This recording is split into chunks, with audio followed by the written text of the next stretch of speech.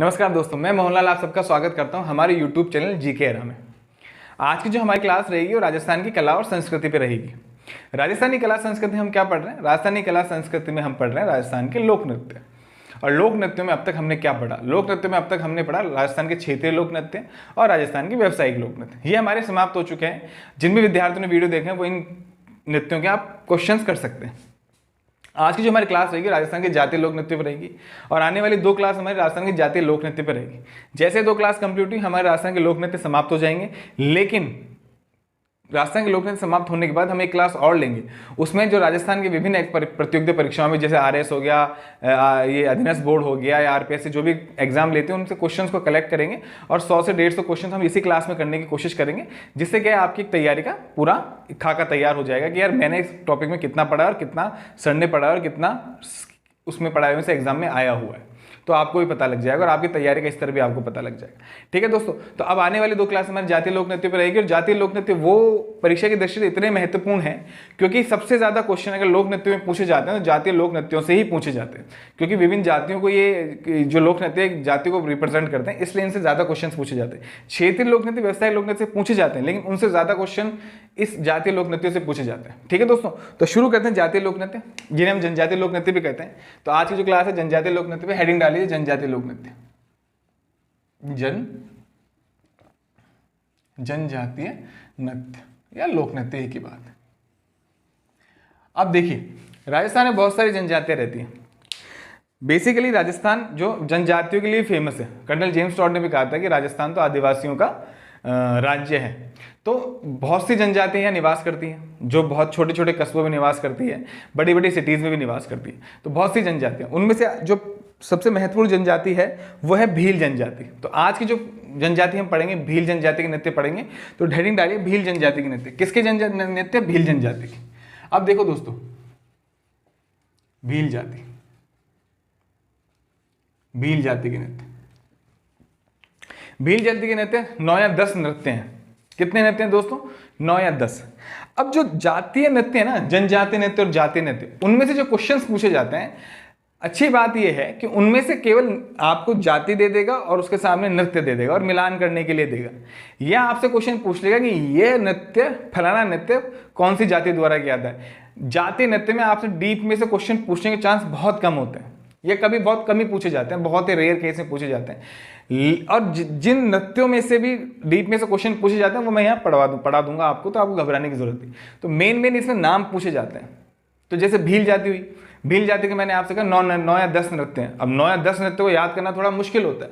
तो इन नृत्यों को देखिए, क्षेत्रीय लोक नृत्य और व्यावसायिक लोक नृत्य हमने सीधे नृत्य पढ़े, हमने कोई ट्रिक यूज नहीं करी, कोई भी ट्रिक यूज नहीं करी, क्योंकि कम नृत्य थे। किसी क्षेत्र का 1 नृत्य था, किसी क्षेत्र का 2 नृत्य थे, तो हम आसानी से याद कर सकते हैं। लेकिन जो जनजातीय नृत्य हैं उनमें 9 10 नृत्य आएंगे, उनको एक साथ याद करना, बार बार रटना बड़ा मुश्किल हो जाता है। इसलिए हम यहाँ पे ट्रिक का यूज करेंगे। मैंने आपको पहली क्लास में कहा था कि जहां भी ट्रिक का यूज होगा वहां ट्रिक का यूज करेंगे, चीजों को आसान बनाने के लिए, चीजों को सहज बनाने के लिए। तो यहां भी हम ट्रिक का यूज करेंगे। और ट्रिक क्या होती है? एक लाइन आपको याद करनी है, उस लाइन में पूरे नृत्य आपके आ जाएंगे। तो जो भीलों के जनजाति नृत्य है, भील जाति के जो नृत्य है, उसके लिए हम लाइन यूज करेंगे। वो लाइन क्या है? पहले लाइन लिख लेता हूं मैं, वो ट्रिक है अपनी। तो क्या है दोस्तों? लिखते भी जाओ और बोलते भी जाओ। भीलों के सूरमा, भीलों के सूरमा, भीलों के सूरमा, गौरी और नेजा। भीलों के सूरमा, गौरी, नेजा। लाठी से, भीलों के सूरमा, गौरी, नेजा लाठी से हाथी पर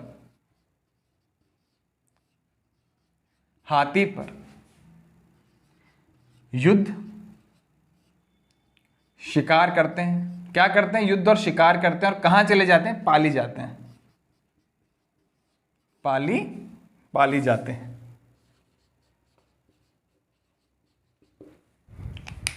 पाली जाते हैं। तो मैंने क्या लिखा है दोस्तों? भीलों के सूरमा, गौरी, नेजा लाठी से हाथी पर क्या करते हैं? युद्ध करते हैं, शिकार करते हैं। और कहां चले जाते हैं? पाली चले जाते हैं।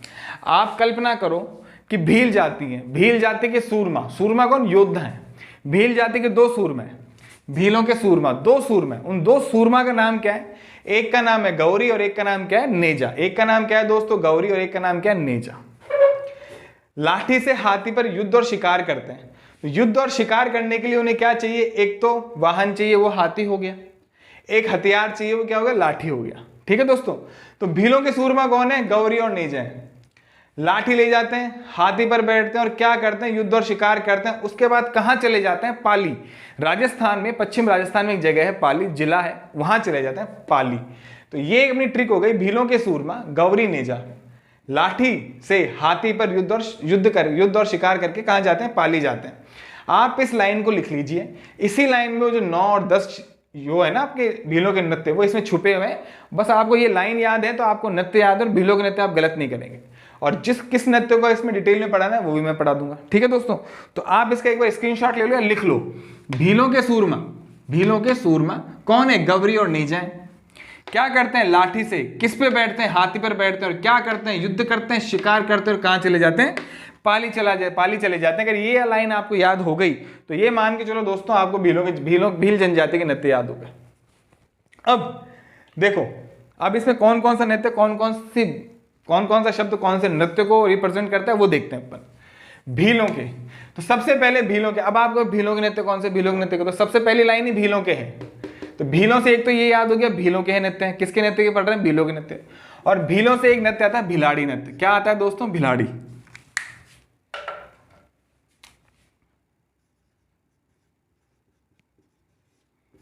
भिलाड़ी नृत्य, तो भी से भील भी हो गया और भी से भिलाड़ी नृत्य भी हो गया। ठीक है, सु से सुकर नृत्य, सुकर का मखौटा नृत्य,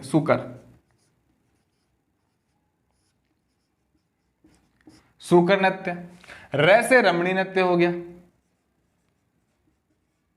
र से रमणी नृत्य, मां से कुछ नहीं है। तो भी से भिलाड़ी, सु से सुकर नृत्य, सुकर का मखौटा नृत्य, सुकर का मखौटा नृत्य। तो भी से भिलाड़ी हो गया, सु से सुकर हो गया, र से रमणी हो गया, मां से कुछ नहीं है, गौरी से गौरी नृत्य ही है, नृत्य का नाम ही गौरी है, और नेजा से नेजा का नाम, नृत्य का नाम ही नेजा है। ठीक है, गौरी और नेजा अपने आप में नृत्य। लाठी से लाठी नृत्य हो गया, ये भी नृत्य का ही नाम है, गौरी भी नृत्य का नाम है, नेजा भी नृत्य का नाम है। तो लाठी से लाठी नृत्य क्या, हाथी से हो गया हाथी मना नृत्य। कौन सा नृत्य हो गया दोस्तों, हाथी मना नृत्य, हाथी मना नृत्य, कौन सा, हाथी मना नृत्य। और युद्ध से क्या हो गया दोस्तों, युद्ध नृत्य हो गया। और शिकार से कौन सा नृत्य हो गया, शिकार नृत्य। भीलों के सूरमा, भी से भिलाड़ी हो गया, सूरमा के सु से सुकर नृत्य, मखौटा नृत्य हो गया।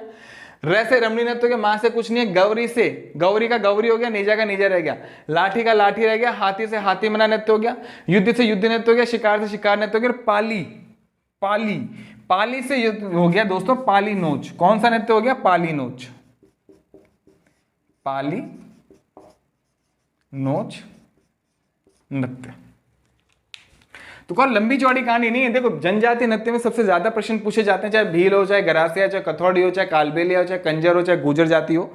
इन जातियों से बहुत ज्यादा क्वेश्चन पूछे जाते हैं, लेकिन इनमें क्या डीप में नहीं पूछता। इनमें से क्या केवल नाम पूछता है, निम्न में से कौन सा नृत्य कौन सी जाति का, या 4 नृत्य दे देगा, 4 जातियां दे देगा, मिलान करने को आ जाएगा। ठीक है दोस्तों, यह कह देगा कि निम्न में से भील जाति का नृत्य कौन सा नहीं है।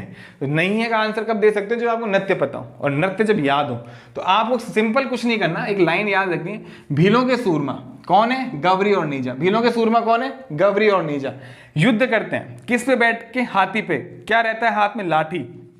युद्ध करते हैं, शिकार करते हैं, और उसके बाद वो कहां चले जाते हैं, आराम करने, पाली चले जाते हैं। ठीक है दोस्तों, तो भीलों के सूरमा गौरी और नेजा लाठी से हाथी पर युद्ध और शिकार करके कहां चले जाते हैं, पाली चले जाते हैं। अब देखिए, ये मैंने आपको बताया, भी से भिलाड़ी हो गया, सु से सुकर नृत्य हो गया, र से रमणी नृत्य हो गया, गौरी से गौरी नृत्य है, नेजा से नेजा नृत्य है, लाठी से लाठी नृत्य है, हाथी से हाथी मना नृत्य है, युद्ध से युद्ध नृत्य, शिकार से शिकार नृत्य, और पाली से पाली नोच नृत्य। अब हाथी मना नृत्य के लिए आप लिख लो कि बैठ के किया जाता है नृत्य, बैठ कर किया जाता है नृत्य। हाथी मना से जो आपसे क्वेश्चन पूछ सकता है वो ये पूछ सकता है कि बैठ कर किया जाता है, बैठ कर किया जाता है। देखो भील है ना, मुख्यतः भील उदयपुर में रहते हैं, सिरोही में रहते हैं, आसपास रहते हैं, इसलिए वहां पे जब उदयपुर और इधर के ये भील रहता है, सबसे ज्यादा भीलों की जनसंख्या वहीं है, तो भील वहां पे है। लेकिन जो पालीनोष नृत्य है ना, पालीनोष नृत्य, इसका आप लिख लो, ये कहाँ का प्रसिद्ध है? बांसवाड़ा का। मैंने आपसे बताया था जब बांसवाड़ा का क्षेत्रीय नृत्य पढ़ाए थे, उसमें मैंने आपको पेजर नृत्य पढ़ाया था, उसमें मैंने आपको बताया था कि एक नृत्य पालीनोष नृत्य, जो मैं जनजाति में पढ़ाऊंगा, मैंने पिछली क्लास से बताया हुआ है, जिससे विद्यार्थी मेरी पहली क्लास नहीं देखिए प्लीज जाइए वॉच कीजिए, मैंने बहुत ठीक से पढ़ा है। तो पालीनोष नृत्य मैंने बताया था कि वहां पे भीलों द्वारा किया जाता है, इसलिए इसको अलग से भील जनजाति में पढ़ाया जाता है। किसे? भील जनजाति में। इसलिए पाली नृत्य कहाँ का फेमस है? बांसवाड़ा का। ये लिख लो, बांसवाड़ा का, बांसवाड़ा का नृत्य फेमस है। तो एक बार और रिपीट कर रहा हूं, भीलों के सूरमा गौरी नेजा लाठी से हाथी पर बैठकर युद्ध और शिकार करके कहां चले जाते हैं? पाली चले जाते हैं। भी से भिलाड़ी हो गया, सु से सुकर नृत्य हो गया, र से रमणी नृत्य हो गया, गौरी का गौरी नृत्य है, नेजा का नेजा नृत्य है, लाठी का लाठी नृत्य है, हाथी का हाथी मना नृत्य है। हाथी मना नृत्य बैठकर किया जाता है। मैंने पिछली क्लास में आपको बताया था 13 ताली नृत्य भी बैठ के किया जाता है। तो राजस्थान के 2 नृत्य हैं जो बैठ के किए जाते हैं, एक तो हाथी मना नृत्य हो गया और एक 13 ताली नृत्य हो गया, याद रखना। उसके बाद युद्ध से युद्ध नृत्य हो गया, शिकार से शिकार नृत्य हो गया, और पाली का पालीनोष नृत्य हो गया, जो कि बांसवाड़ा का प्रसिद्ध है। अब देखिए इसमें जो नृत्य में सबसे ज्यादा क्वेश्चंस पूछे जाते हैं, और जब ज्यादा डीप में पूछ लेगा, इसमें सबसे ज्यादा डीप में पूछेगा, वो पूछेगा गौरी नृत्य से। कहां से पूछेगा दोस्तों? गौरी नृत्य से। तो इस गौरी नृत्य को हम थोड़ा डिटेल में पढ़ेंगे, बाकी आपको नाम याद रख। कितने नृत्य हो गए? 1 2 3 4 5 6 7 8 9 10 नृत्य हो गए। अब 10 नृत्यों का आप सिंगल याद करते टाइम लगता, बस आपको सिंपल इस लाइन को 2-4 बार याद करना है। आप याद करो और अपने भाई बहन, मम्मी पापा, चाचा ताऊ, गर्लफ्रेंड बॉयफ्रेंड, जो भी आपके रिश्ते हैं उनको सुनाओ, 2-3 बार सुनाओगे याद हो जाएंगे, ज्यादा नहीं है। आप याद करो, उनको सुना दो, याद करो और सुना दो, याद हो जाएंगे, बिल्कुल याद हो जाएंगे। ठीक है, अब चलते हैं गौरी नृत्य। स्क्रीनशॉट ले लिया होगा मेरे हिसाब से सबने, ले लो अगर नहीं लिया किसी ने। अब हम पढ़ेंगे भील जाति के नृत्य, हमने पढ़ लिया। भील जाति में पढ़ेंगे गौरी नृत्य। कौन सा नृत्य? गौरी नृत्य। चलिए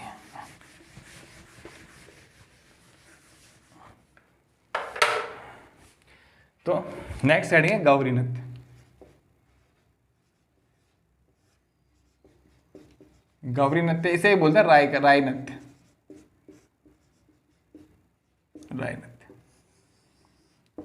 मैंने क्लास शुरू होने से पहले ही मैंने आपको बताया था कि धार्मिक नृत्य, तो धार्मिक नृत्य कौन करते हैं? जातियां ही करती हैं, जो जनजातियां, विशेष जनजातियां करती हैं।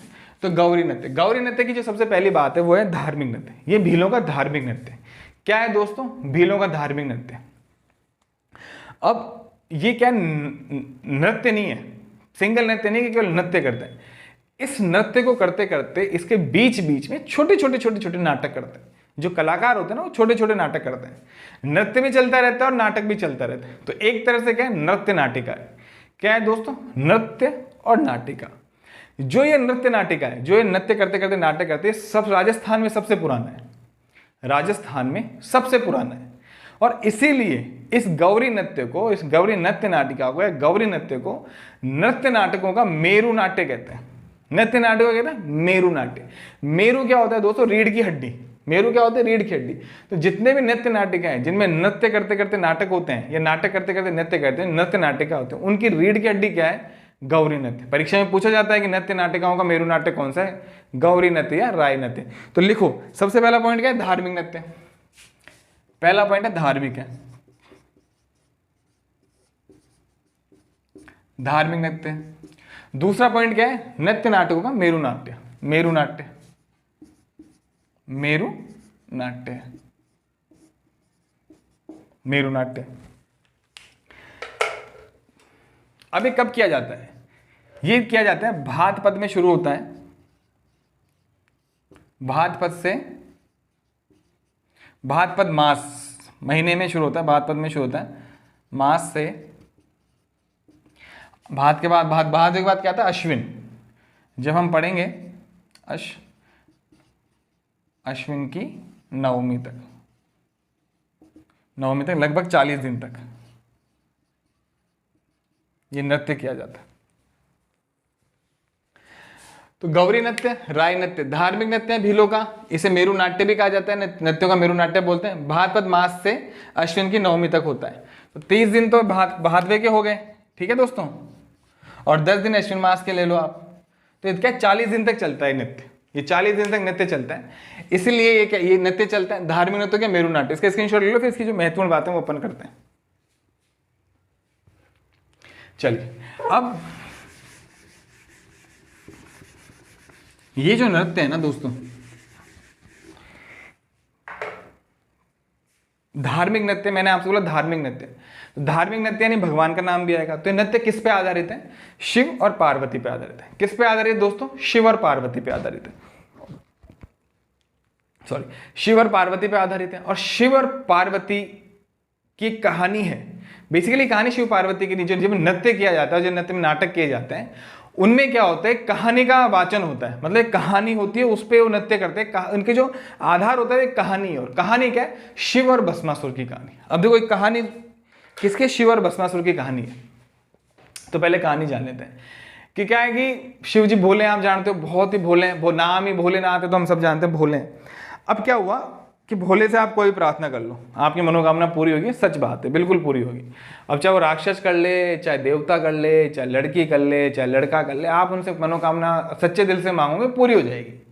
तो हुआ ये कि भाई एक राक्षस हुआ भस्मासुर नाम का, सबने सुना होगा भस्मासुर का नाम, तो नहीं भी सुना तो कोई बात नहीं, एग्जाम में नहीं पूछा जाएगा, बस कहानी वाली बात है। तो भस्मासुर हुआ। अब भस्मासुर ने क्या करा, मैं शिव को प्रसन्न करूंगा, तो उन्हें ये क्या कहते हैं, प्रार्थना की, तपस्या की कि भैया मैं शिव को प्रसन्न करूंगा, और तपस्या, घोर तपस्या करी और शिव जी को प्रसन्न कर लिया। और शिव जी आ गए जमीन पे, बोला हाँ भाई बस बता क्या चाहिए। शिव जी के लिए सब बराबर है, राक्षस देवता सब बराबर है उनके लिए, बोले हैं ना इसलिए। अब उसने बोला साहब मुझे ऐसी शक्ति दे दो कि मैं जिसके भी हाथ लगाऊंगा भस्म हो जाए, मर जाए। शिव जी बोले, आदमी बोले ठीक है जा, तथास्तु, मजे कर। भाई खुश हो गया, ऐसे लगता क्लास के बच्चे को शैतानी करने का मौका मिल गया, वैसा हो गया, तो भाग रहा है भाई, जो पसंद नहीं आ रहा उसके सर पे हाथ लगा रहा है, वो मारे जा रहा है, उसको खुश हो रहा है, मारे जा रहा है। अब ये देख के यार सभी देवताओं में हड़कंप मच गया, बोले यार इसको तो शिवजी ने कैसी शक्ति दे दी, क्या कर दिया शिवजी ने, तो घोर अपराध सा कर दिया शिवजी ने। शिवजी बोले कोई दिक्कत नहीं है, कोई टेंशन नहीं, बच्चों को खेलने दो, कुछ नहीं होगा, मस्त है, सब लिखा हुआ है इसलिए, ठीक है। अब भाई वो अपने शत्रु को मारता जा रहा, लेकिन क्या हुआ, एक दिन उसके मन में आ गया लालच। क्या आ गया दोस्तों? लालच। उसने क्या सोचा कि यार शिवजी को मार के पार्वती को पत्नी बना लेता हूं। गलत सोच, लालच, विनाशकाली विपरीत बुद्धि हो गई उसकी, उसका दिमाग खराब हो गया। बोला क्यों ना मैं शिवजी की तरफ हाथ रख दूं और पार्वती जी को अपनी पत्नी बना लूं। वो चल दिया शिवजी के पास, लेकिन जिसे कहते ना दोस्त सबसे बड़ी चीज है इस दुनिया में, सबसे बड़ी चीज दोस्त है।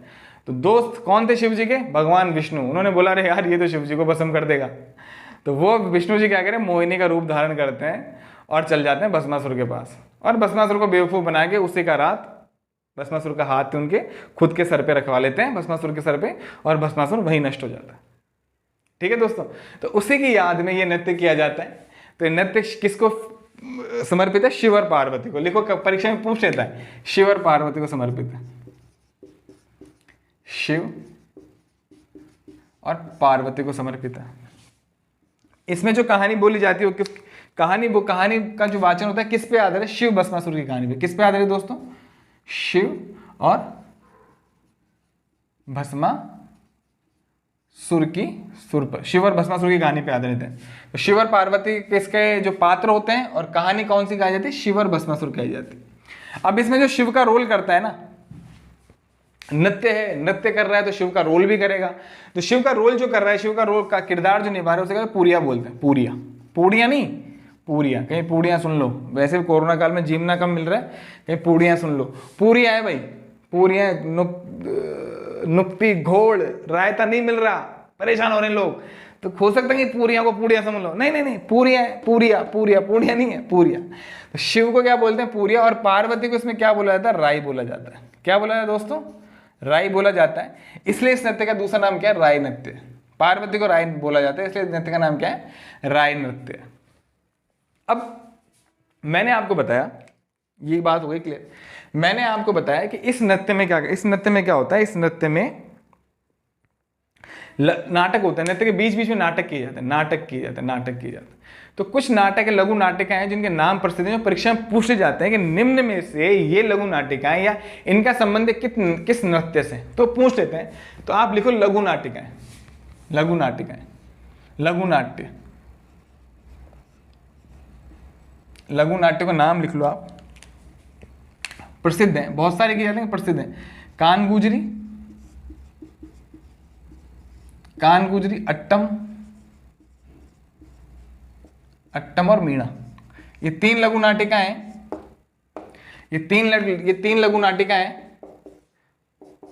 जो इस नृत्य को करते समय की जाती है, जो इस नृत्य को, गौरी नृत्य को करते समय ये तीन लघु नाटिकाएं जो की जाती है। आप इसका स्क्रीनशॉट ले लीजिए। तो मैंने बताया शिव पार्वती को समर्पित है। किसकी कहानी है? शिव और भस्मासुर की कहानी है। शिव का जो किरदार निभाता है उसे पूरिया कहते हैं, जो पार्वती होती है उसे राई कहते हैं, इसी नृत्य का नाम राई है। जो लघु नाटिकाएं हैं वो है कान गुजरी, अट्टम और मीणा, ये तीन लघु नाटिकाएं जो परीक्षा में पूछी जाती है, इसलिए इसका नाम यहाँ लिखा हुआ है। चलिए अब बात करें, आप किताब पढ़ेंगे ना, कभी कभी किताबें पढ़ेंगे तो आपको गौरी की घाई एक शब्द पढ़ने को मिलेगा। गौरी की घाई क्या है? तो इसमें विभिन्न प्रसंगों, मैं लिख लेता हूं पहले, विभिन्न प्रसंगों को जोड़कर, विभिन्न प्रसंगों को जोड़कर एक प्रसंग बनाया जाता है, एक प्रसंग बनता है, एक प्रसंग बनाया जाता है, जिसे क्या बोलते हैं? गौरी की घाई। देखो मैंने आपको बताया कि जब गौरी नृत्य किया जाता है तो नृत्य के साथ साथ लघु नाटिकाएं की जाती है। एक नाटिका हो गई, दो नाटिका हो गई, तीन नाटिका हो गई, चार हो गई, पांच हो गई, इस तरह से नाटिकाएं की जाती है। तो ये नाटिकाएं होती है ना, प्रसंग बोले जाते हैं। पद मान लो, प्रसंग को आप पद मान लो। तो बहुत सारे प्रसंगों या पदों को जोड़ के एक पद बनाया जाता है, एक सीरीज बनाई जाती है। उस सीरीज को क्या बोलते हैं? गौरी की घाई। उस गौरी की घाई बोलते हैं। हालांकि गौरी घाई आपसे परीक्षा में ऑब्जेक्टिव में कम पूछने के चांस है, लेकिन मेंस का जो एग्जाम होता है उसमें आपसे एक लाइन में दे देगा कि 2 लाइन में इसका आंसर दो, तो आपको तब लिखना पड़ता है। थोड़ा सा गौरी नृत्य के बारे में लिख के होते हैं। गौरी नृत्य में विभिन्न प्रसंगों को जोड़कर एक प्रसंग बनाया जाता है, उसे क्या बोलते हैं? गौरी की घाई कहा जाता है। तो दोस्तों ये हो गया हमारा गौरी नृत्य। और गौरी नृत्य के साथ हमारे कौन सी जाति कंप्लीट हो गई? भील जनजाति। तो इसी तरह भील जनजाति की जैसे हुई वैसे और जातियां पढ़ेंगे अपन। तो भील जनजाति हमारी यहाँ कंप्लीट हो गई। अब हम अगली जनजाति पढ़ेंगे। अगली जो जनजाति है कालबेलिया जनजाति। कौन सी है दोस्तों? कालबेलिया। तो अगली जाति हम पढ़ेंगे कौन सी? कालबेलिया। भील जनजाति हो गई दोस्तों। भीलों के सूरमा गौरी और नेजा लाठी से हाथी पर युद्ध और शिकार करके कहाँ चले जाते हैं? पाली चले जाते हैं। 10 नृत्य मैंने आपको एक लाइन में पढ़ा दिए। एक लाइन को दिन में 5 बार याद करोगे, जिंदगी भर नहीं भूलोगे, जिंदगी भर नहीं भूलोगे, मेरा वादा है आपसे। ठीक है, तो चलो अब दूसरी जो जाति हो कौन सी है? कालबेली जाति, कालबेलिया जाति। तो दूसरी जाति का आप हेडिंग डाल लो, कालबेलिया जाति।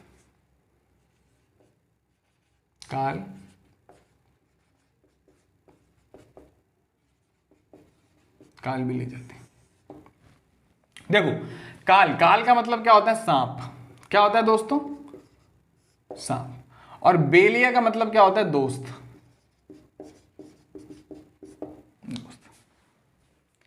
कालबेलिया जाति, काल का मतलब होता है सांप और बेलिया का मतलब होता है दोस्त। तो वो सांप का दोस्त कौन होता है? सपेरा। कौन होता है दोस्तों? सपेरा।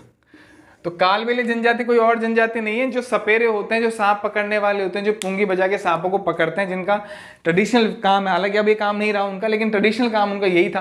तो वो जो सपेरे थे वो कालबेलिया कहलाते और कालबेलिया नृत्य करते थे। कालबेलिया जाति है। कालबेलिया जाति कौन सा नृत्य करती है? कालबेलिया नृत्य करती है। और भी नृत्य करती हैं, लेकिन जो प्रमुख नृत्य हुआ कौन सा है? कालबेलिया नृत्य। तो सबसे पहले लिखो कालबेलिया। तो आप लिख लो सांप, दोस्त और सपेरा। अब हम सबसे पहले पढ़ेंगे कालबेलिया नृत्य। क्या पढ़ेंगे दोस्तों? कालबेलिया जाति के नाम पे नृत्य। तो ये तो आप से कोई पूछे हुए कालबेलिया नृत्य कौन करता है, तो कालबेलिया जाति करती है, कौन करता है? तो अब हम पढ़ेंगे कालबेलिया नृत्य।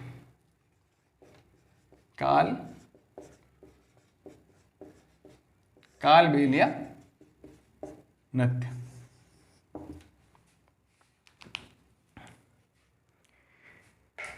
अब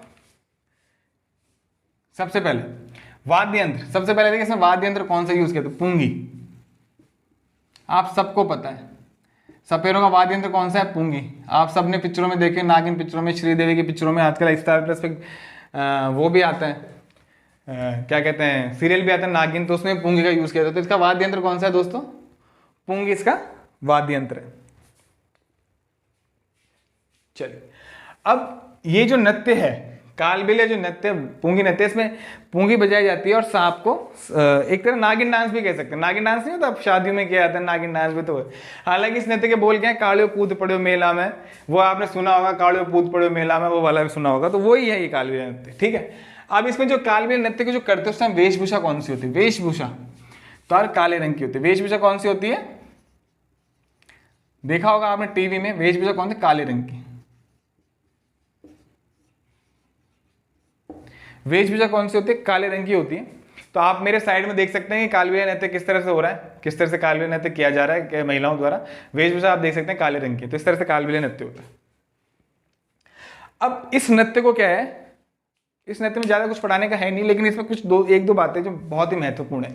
पहली बात देखिए, कालबेलिया जो नृत्य है उसमें आप मेलों में कहीं पर आयोजित किए जाते हैं, पर कालबेलिया जाति द्वारा किए जाते हैं। अब तो कोई भी जाति कर सकती है, लेकिन इसकी शुरुआत कालबेलिया जाति ने की थी, पहली चीज। दूसरी चीज ये है दोस्तों कि इस नृत्य की जो प्रमुख नृत्यांगना है, प्रमुख नृत्यांगना कौन है, यानी प्रमुख कलाकार है गुलाबो। कौन है? गुलाबो बाई हैं, जिनको 2016 में पद्मश्री मिला हुआ है, और उन्हीं ने इस नृत्य को क्या हुआ, वर्ल्ड फेमस करवाया था। और उसी की वजह से एक एजेंसी है UNESCO, united nation education scientific cultural organisation, एक एजेंसी है यूनेस्को, जिसका नाम आप सबने सुन रखा होगा, क्योंकि अभी हाल ही में पिछले साल यूनेस्को ने जयपुर हेरिटेज को अपने विश्व विरासत सूची में शामिल किया। तो यूनेस्को, जिसकी स्थापना 1945 में की गई थी, उसने राजस्थान का एकमात्र नृत्य कौन सा, कालबेलिया नृत्य ऐसा है जिसको यूनेस्को ने अपने विश्व विरासत सूची में शामिल किया गया। यूनेस्को क्या है, विश्व विरासत सूची क्या है? होता क्या है कि यूनेस्को एक एजेंसी है, यूएन की एक एजेंसी है, जो क्या करती है, विश्व शांति के लिए प्रयास करती है। और विश्व शांति के प्रयास करने का तरीका इसका अलग है, ये अलग अलग जगह जाती है, अलग अलग देशों में जाती है, और वहां की जो अच्छी अच्छी चीजें हैं उनको सिक्योर करती है, उनको संरक्षण प्रदान करती है। और उसने एक सूची बना रखी है, उनमें सूची में उसका नाम करते हैं। अब कला के लिए अलग सूची है, स्थापत्य कला के लिए अलग सूची है, कल्चर के लिए अलग सूची है, जो पर्यावरण के जो अभ्यारण्य नेशनल पार्क है उनके लिए अलग सूची है, जो हेरिटेज सिटीज है जैसे जयपुर को दिया उनके लिए अलग सूची है। स्थापत्य कला में हमारे कुंभलगढ़ हो गया, चित्तौड़ा किला हो गया, रणथंभौर किला हो गया, आमेर, इनको विश्व विरासत सूची में शामिल किया गया। लेकिन नृत्यों की बात करें तो राजस्थान का एक नाथ नृत्य कालबेलिया नृत्य, जिसको विश्व विरासत सूची में शामिल किया गया। ठीक है दोस्तों, तो अब लिखो आगे, प्रमुख कलाकार कौन है? प्रमुख कलाकार गुलाबो बाई। कौन है दोस्तों? गुलाबो बाई है, जिन्हें 2016 में क्या मिला हुआ है? पद्मश्री मिला हुआ है। 2016 में क्या मिला हुआ है? पद्मश्री। 2016 में क्या मिला हुआ है? पद्मश्री मिला हुआ है। ठीक है,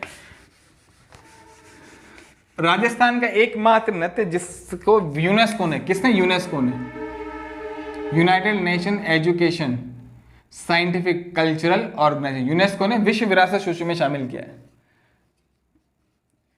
विश्व विरासत सूची में। तो आपसे प्रश्न पूछ लिया जाए कि निम्न में से कौन सा नृत्य यूनेस्को की विश्व विरासत सूची में है, तो कौन सा है? कालबेलिया नृत्य। जब दुर्ग पढ़ाएंगे दुर्गों के बारे में बात करेंगे, तो अभी नृत्य पढ़ाए तो नृत्य की बात करें। प्रमुख कलाकार कौन हो गए? गुलाबो बाई हो गई। तो ये इस नृत्य की खास खास बातें थी, ज्यादा बातें है नहीं, लेकिन जो सबसे ज्यादा क्वेश्चन पूछा जाता है या तो ये पूछा जाएगा या ये पूछा जाएगा, इससे ज्यादा क्वेश्चन नहीं पूछे, या तो ये पूछा जाएगा। ये हो गए कालबेलिया नृत्य। कालबेलिया जाति द्वारा पहला नृत्य कौन सा है? कालबेलिया नृत्य। अब और नृत्य हैं जिनकी ट्रिक है, 4-5 नृत्य हैं, नाम पूछे जाएंगे, बस नाम आपको लिखने, नाम आपको याद रहने चाहिए। ठीक है दोस्तों, तो लिख लो, उसकी ट्रिक लिख लो। देखो, जाति लोक नृत्य में जाति लोक नृत्य में हम क्या करेंगे? ज्यादा से ज्यादा ट्रिक का यूज करेंगे। क्यों? क्योंकि बहुत सारे हैं, एक जाति द्वारा 5-5, 7-7, 10-10, देखो भील जनजाति 10 करती है, तो इस तरह से 5-5, 7-7, 10-10 नृत्य किए जा रहे हैं, तो हर नृत्य को याद करना मुश्किल हो जाता है। तो ट्रिक, एक लाइन पढ़ेंगे, लाइन से पूरा याद हो जाएगा सब। तो कालबेलिया जाति के जो नृत्य हैं उनकी ट्रिक क्या है? लिखो, शंकर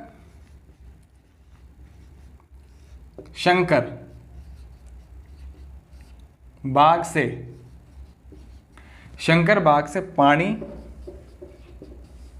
और इमली लाता है। क्या लाता है? इमली लाता है। ये ऐसे मान लो आपको नहीं दिखे तो आप ऐसे सीधे लिख लो इस लाइन को,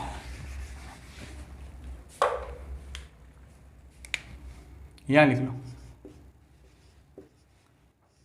शंकर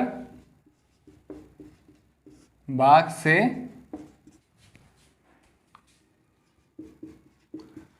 पानी और इमली लाता है।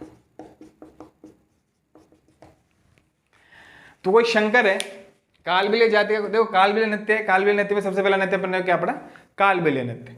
कालबेलिया जाति का सबसे पहला नृत्य कौन सा, कालबेलिया नृत्य। अब कालबेलिया जाति का एक लड़का है, उसका नाम क्या है, शंकर है। वो कहाँ जाता है, बाग में जाता है, गार्डन में जाता है। कालबेलिया जाति का एक लड़का है जिसका नाम क्या है, शंकर है। वो कहाँ जाता है, बाग में जाता है, और बाग से क्या लाता है, पानी पानी पानी पानी पानी पानी पानी। देखो पानी नहीं लिख सकते तो पानी लिखा, क्योंकि नृत्य है तो पानी पानी सेम होता है वाटर। तो शंकर बाग में जाता है, पानी लाता है, बाग से पानी बाग में मिल जाता है, बोरिंग होता है। और बाग में पेड़ होता है, क्या कौन सा पेड़ है बाग में, इमली का, तो वहां से क्या लाता है, इमली लाता है। तो शंकर बाग से पानी और इमली लाता है। तो अब इसका जो सार है वो ये है, शंकर से कौन सा नृत्य आता है, शंकरिया नृत्य। कौन सा, शंकरिया नृत्य। बाग से बागड़िया नृत्य। कौन सा नृत्य दोस्तों, बागड़िया नृत्य। शंकर से शंकरिया नृत्य, बाग से बागड़िया नृत्य,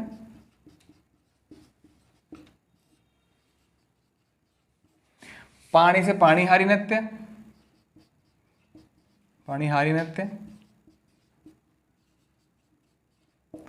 और इमली के ई से इंद्रोणी नृत्य। कौन सा नृत्य दोस्तों, इंद्रोणी।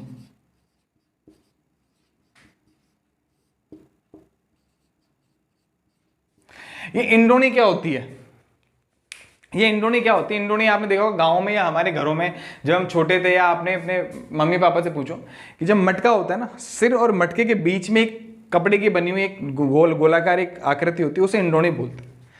तो आप ये भी लिख सकते हो कि शंकर बाग से इंद्रोणी से पानी लाता है। वो थोड़ा सा मुझे अजीब लगेगा, तो शंकर बाग से पानी और इमली लाता है। शंकर से शंकरिया नृत्य हो गया, बाग से बागड़िया नृत्य हो गया, पानी से पनिहारी नृत्य हो गया, इमली से इंद्रोणी नृत्य हो गया, और कालबेलिया नृत्य मैंने आपको पढ़ा दिया। ये नृत्य हो गया कौन सी जाति है, कालबेलिया जाति के। आप इसका स्क्रीनशॉट ले लीजिए कि कालबेलिया जाति का कोई लड़का है शंकर, कहाँ जाता है, गार्डन। गार्डन को क्या बोलते हैं, बाग बोलते हैं। तो शंकर बाग में जाता है, बाग से क्या लाता है, उसकी मम्मी ने उसे क्या लेने भेजा, उसके पापा ने उसे क्या लेने भेजा, या उसकी गर्लफ्रेंड ने उसे क्या लेने भेजा। देखो लड़कियों को इमली पसंद होती है, आप सब जानते हैं लड़कियों को इमली पसंद होती है। और इमली के पानी के चक्कर में तो पताशे के ठेले के बाद भीड़ लगी रहती है, आपको सबको पता है। पूरा गोल चक्कर, सबसे ज्यादा भीड़ होती है तो लड़कियों की पताशे के ठेले के बाहर या सेल के बाहर होती है। सेल अभी कोरोना चल रहा है, जा नहीं रही है, तो अभी इमली खाने जाती हैं लड़कियां, तो इमली का पानी पीने जाती है। तो शंकर को उसकी गर्लफ्रेंड ने क्या बोला कि भैया मुझे इमली चाहिए। तो शंकर कहाँ गया, बाग में गया, बाग से पानी भी लाया, क्योंकि इमली खट्टी होती है तो पानी चाहिए उसको, तो पानी भी लाया और इमली भी लाता है। तो शंकर बाग से पानी और इमली लाता है। शंकर से शंकरिया नृत्य, बाग से बागड़िया नृत्य, पानी से पनिहारी नृत्य और इमली से इंद्रोणी नृत्य। इमली के इसे इंद्रोणी नृत्य, ये हो गया कालबेलिया जाति के नृत्य। चलिए आगे। अब दोस्तों क्या है, अब मैं चाहूँ तो गरासी जनजाति शुरू कर सकता हूँ, लेकिन वीडियो लंबा हो जाएगा, इसलिए हमारी दो जातियाँ छोटी छोटी, हम उनको पढ़ लेते हैं, उसके बाद आज क्लास खत्म करेंगे। और अगली क्लास में गरासिया जाति, सहरिया जाति और कंजर जाति और गुजर जाति, जो बड़ी बड़ी जाति हैं उनको हम ले लेंगे और क्लास खत्म करेंगे। तो आप अब जो नेक्स्ट जाति है वो है मेव जाति। कौन सी जाति दोस्तों, मेव जाति। मेव जाति, मेव जाति, मेव कहाँ रहते हैं, अलवर में। मैंने पहले बता चुका अलवर में। तो मेव जाति के दो नृत्य हैं, रणबाज और रतबई। देखो मेव जाति को आप ऐसे याद करो, आर स्क्वायर से। आर स्क्वायर से, आर मतलब दो आर है, तो आर से एक तो क्या रणबाज हो गया। नाम याद रखने दोस्तों, ज्यादा इसमें डिटेल, रणबाज और रतबई। रणबाज और रतबई, कुछ ज्यादा कुछ नहीं है। मेव जाति के दो नृत्य हैं, आर स्क्वायर, दो बार आर है, आर से रण और आर से रतबई। तो आर से रणबाज और रतबई। अब रणबाज में ऐसा कुछ नहीं है, रतबई में दो चीजें लिखने की, आप लिख लो, महिलाओं द्वारा किया जाता है, महिलाओं द्वारा किया जाता है। और दूसरा पॉइंट क्या है इसमें, वाद्य यंत्र अलगोजा। मुख्य वाद्य यंत्र कौन सा, अलगोजा वाद्य यंत्र। जब वाद्य यंत्रों के बारे में पढ़ेंगे तो हम पढ़ेंगे अलगोजा वाद्य यंत्र पढ़ाया जाता है। कौन सा, अलगोजा वाद्य यंत्र। तो रतबई महिलाओं द्वारा किया जाता है, और वाद्य यंत्र कौन सा, अलगोजा वाद्य यंत्र। अभी नाम याद रखना है, वाद्य यंत्र में पढ़ाएंगे अलगोजा क्या है। तो मेव जाति आर स्क्वायर, रणबाज और रतबई दो नृत्य हैं। रतबई के बारे में लिख लो, महिलाओं द्वारा किया जाता है, और वाद्य यंत्र कौन सा यूज किया जाता है, अलगोजा। इसका स्क्रीनशॉट ले लो, फिर आगे एक और जाति, फिर क्लास खत्म करते हैं। चलिए, अब जो दूसरी जाति है कथौड़ी जनजाति। एक जनजाति है हमारी कथौड़ी, हाड़ौती की तरफ, हाड़ौती साइड में जाति मिलती है हमें, तो कथौड़ी जनजाति।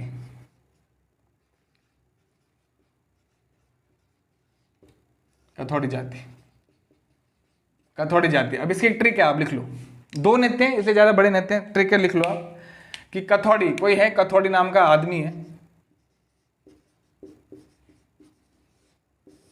कथौड़ी होली में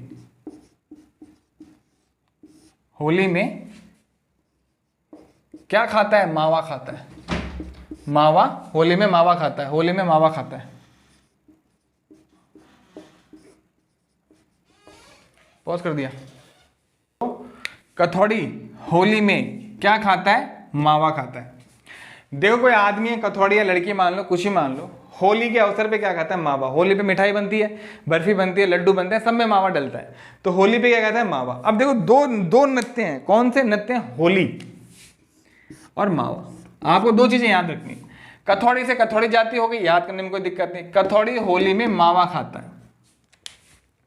अब होली से क्या हो गया? होली नृत्य। होली से ही कौन सा नृत्य? होली नृत्य। कौन सा नृत्य दोस्तों? होली से होली नृत्य।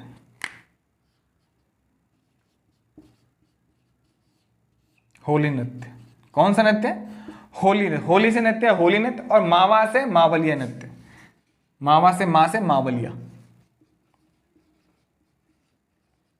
मावलिया नृत्य। 2 नृत्य हैं। कथौड़ी जाति, कथौड़ी होली में मावा खाता है, या कथौड़ी होली में मावा खाती है, आप कुछ भी लिख लो जैसा आपको ठीक लगे। होली से होली नृत्य हो गया, मावा के माँ से मावलिया नृत्य हो गया। अब होली नृत्य कौन करता है? महिलाओं द्वारा किया जाता है।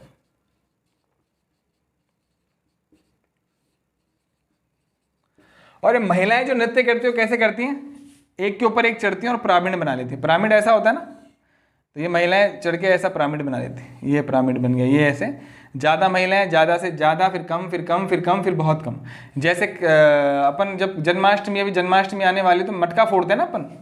मटका फोड़ने के लिए वो जो लड़के होते हैं वो ऐसे ऐसे पिरामिड बना लेते हैं ना, वैसे लड़कियां, जो महिलाएं पिरामिड बना लेती हैं। तो होली नृत्य, कथौड़ी जनजाति और होली नृत्य क्या आता है? किसके द्वारा? महिलाओं द्वारा किया जाता है। और महिलाएं क्या बनाती? पिरामिड बनाती। कभी कभी परीक्षा में पूछ लेता है, इसलिए पिरामिड बनाती, पिरामिड बनाती है। ये हो गया मावलिया नृत्य। मावलिया नृत्य की सिंपल सी बात है, पुरुषों द्वारा किया जाता है।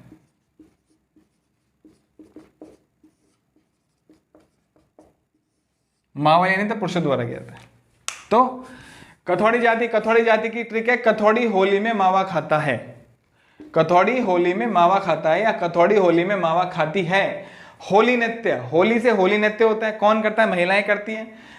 क्या करती है? पिरामिड आकार की आकृति बनाती है इस तरह से। मावा से माँ के, मावा के माँ से मावलिया नृत्य होता है, पुरुष प्रधान होता है। ये हो गया कथौड़ी जनजाति। इसका स्क्रीनशॉट ले लीजिए। चलिए देखिए, आज हमारी कौन कौन सी जाति? आज ने भील पढ़ लिया, कालबेलिया पढ़ लिया, मेव पढ़ लिया और कथौड़ी पढ़ लिया। हमारी 4 जनजातियां हुई। 4-5 जनजातियां हम अगली क्लास में कंप्लीट कर लेंगे, तो हमारी पूरी जनजातियां जो पॉपुलर जनजातियां वो हो जाएंगी, जिनसे क्वेश्चन 90-95% उन्हीं से क्वेश्चन पूछे जाते हैं। ऐसे बहुत सारी जनजातियां हैं, पर जो मोटी मोटी जनजातियां हम यहाँ कंप्लीट कर लेंगे। ठीक है दोस्तों, तो आज की क्लास हमारी इतनी थी। अगर आज की क्लास में आपको कोई परेशानी आती है, या आपको लगता है कि सर आपने ये पॉइंट छोड़ दिया, तो आप मुझे ना कमेंट बॉक्स में कमेंट कर सकते हैं। इसके बाद हमारी क्लास रहेगी, वो रहेगी आगे वाली क्लास रहेगी हमारे इतिहास पे। अगले कुछ दिनों में हम भारत का भूगोल शुरू करने वाले हैं, क्योंकि भारत का भूगोल और राजस्थान का भूगोल हम साथ साथ लेके चलेंगे। तो मैं कुछ नोट्स तैयार कर रहा हूँ, वो एक बार नोट्स तैयार हो जाए, फिर मैं भारत का भूगोल भी शुरू करूँगा। तो भारत का भूगोल और राजस्थान का भूगोल हम साथ साथ लेके चलेंगे। जैसे हम नदियाँ पढ़ लिया, जैसे भारत की नदियाँ पढ़ ली, हम राजस्थान की नदियाँ पढ़ेंगे साथ साथ। जैसे हमने भारत का परिचय पढ़ लिया, हम राजस्थान का परिचय पढ़ेंगे साथ साथ। तो साथ साथ लेके चलेंगे तो कन्फ्यूजन नहीं होगा। दूसरा, जो भूगोल की जो कक्षा होगी, 1 या 2 कक्षाएं परिचय की होंगी, क्योंकि भूगोल क्या है, परिचय। अगर आपका परिचय कमजोर रह गया, आपका इंट्रोडक्शन कमजोर रह गया, तो आपको भूगोल समझने में बहुत मुश्किल होती है। आप यकीन मानिए बहुत मुश्किल होगी। तो हम पहले परिचय पढ़ाएंगे, उसके बाद भूगोल की प्रॉपर क्लासेस लेंगे। तो आज की क्लास हमारी इतनी थी। अगली क्लास हम जनजातीय लोक नृत्य कंप्लीट कर लेंगे, उसके बाद क्वेश्चन करेंगे जैसा मैंने आपको पहले बता दिया। तो आज की क्लास हमारी इतनी थी दोस्तों। इसमें अगर कुछ नहीं समझ में आया तो आप मुझे कमेंट बॉक्स में कमेंट कर सकते हैं, और आपको लगता है कि नहीं यार ये चीज़ छूट गई सर, ये चीज़ नहीं बताया, तो आप मुझे कमेंट बॉक्स में कमेंट करें, मैं उसे इंप्रूवमेंट करने की कोशिश करूँगा। ठीक है दोस्तों, तो ठीक है, धन्यवाद, जय हिंद, शुभ रात्रि और सब मंगल में हो।